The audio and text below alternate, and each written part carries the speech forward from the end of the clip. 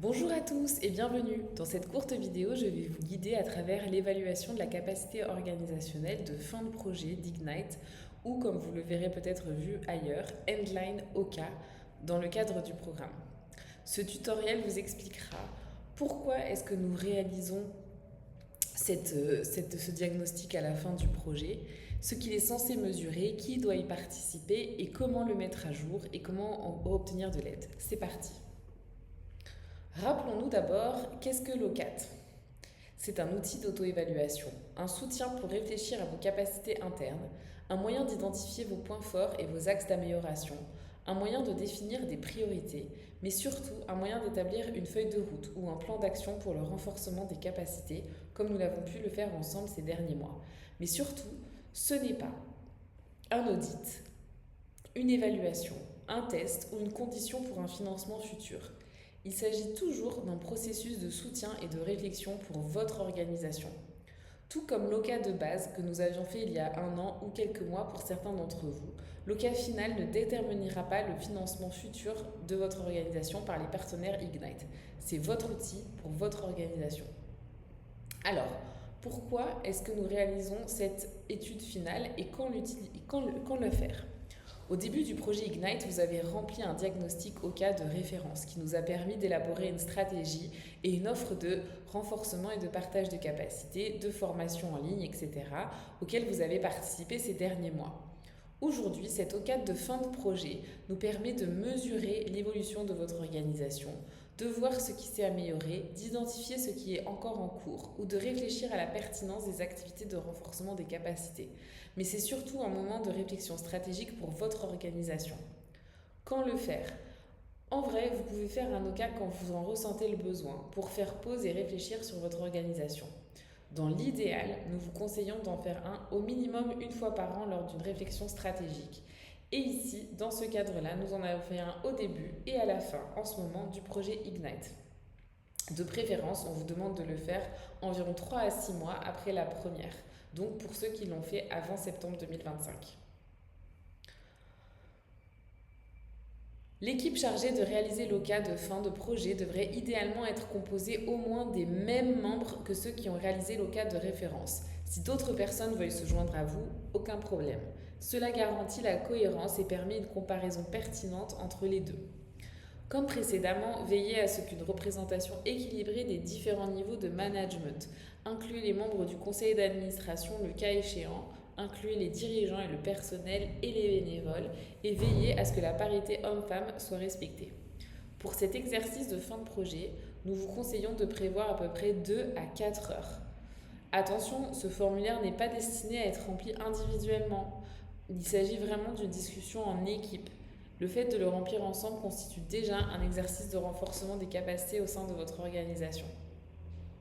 Alors, où en sommes-nous dans le processus OCA? Vous vous souvenez, au début, nous vous avons demandé de le remplir il y a à peu près un an ou 6 mois pour certains et nous en sommes ici, au plan d'action. Nous avons choisi vos priorités en fonction de votre cadre, vous avez réalisé un plan d'action pour votre organisation pour cette année et les prochaines. Et nous allons passer ici à la phase finale, qui est une étape qui vous permettra de réfléchir à l'évolution de votre capacité depuis la dernière fois. C'est vraiment l'occasion pour vous de voir ce qui s'est amélioré, ce qui est resté inchangé et ce qui nécessite encore une attention particulière. Alors, comment le remplir? Allons-y étape par étape. Ouvrez le même fichier Excel que vous avez reçu et complété en avril 2025 ou plus tard, ou la dernière fois que vous y avez travaillé au sein de votre organisation. Surtout, ne créez pas de nouveaux fichiers. Vous devez travailler dans le même document afin de pouvoir comparer et suivre votre progrès. Ouvrez la première feuille en bas ici intitulée Gouvernance. Alors, vous verrez ici que si vous mettez votre souris entre les colonnes C et E, qui elles seront déjà remplies, vous verrez 2 petites flèches. Cliquez sur ces flèches. Alors, une colonne D apparaît. C'est dans cette nouvelle colonne que vous allez insérer vos réponses mises à jour. Vous allez répondre aux mêmes questions que celles auxquelles vous avez répondu précédemment, dans la colonne C. Mais cette fois-ci, vous y répondrez dans la colonne D et en fonction de votre situation actuelle, en utilisant la date d'aujourd'hui. Vous disposez alors de 4 options de réponse. Ici, vous voyez, vous avez votre statut en avril et votre statut aujourd'hui. Les options de réponse. Vous pouvez dire oui, la pratique ou le système est alors pleinement en place, il est mis en œuvre et fonctionne de manière cohérente. Si un élément était auparavant un non, mais qu'il est désormais opérationnel, vous choisissez oui. Vous pouvez également choisir le non. Ce n'est pas toujours en place, aucune mesure n'a encore été prise, ou bien la situation n'a pas changé depuis avril 2025, la réponse reste définitivement non. Vous pouvez aussi choisir progrès. Le travail a commencé sur cette question, la pratique est partiellement mise en œuvre ou alors elle n'est pas pleinement institutionnalisée. Utilisez progrès si le changement a commencé mais que vous estimez qu'il n'est pas encore achevé. Vous pouvez enfin répondre non applicable si cette question ne s'applique pas à votre organisation ou que la structure ou votre contexte ne rend cette question vraiment sans objet.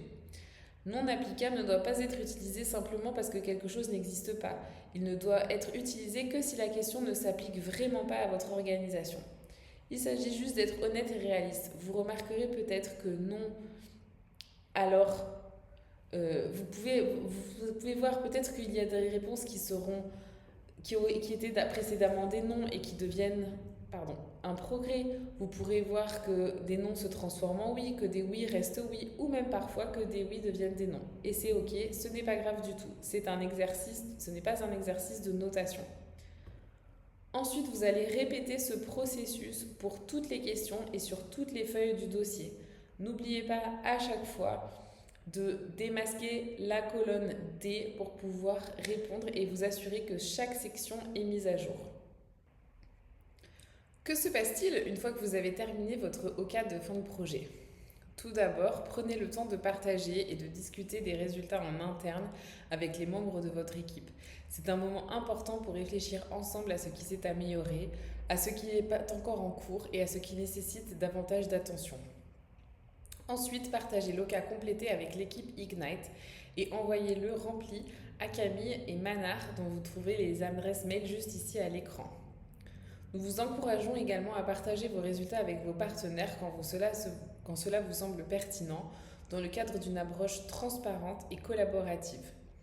Enfin, utilisez cette évaluation mise à jour pour revoir et actualiser votre plan d'action de renforcement des capacités.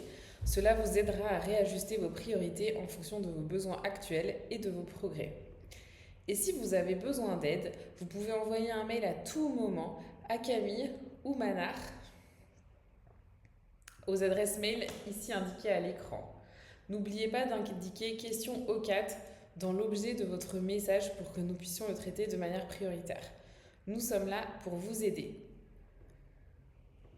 Merci de poursuivre cette aventure avec le programme Ignite. L'évaluation finale de l'OCA n'est pas une fin en soi, mais un moment de réflexion.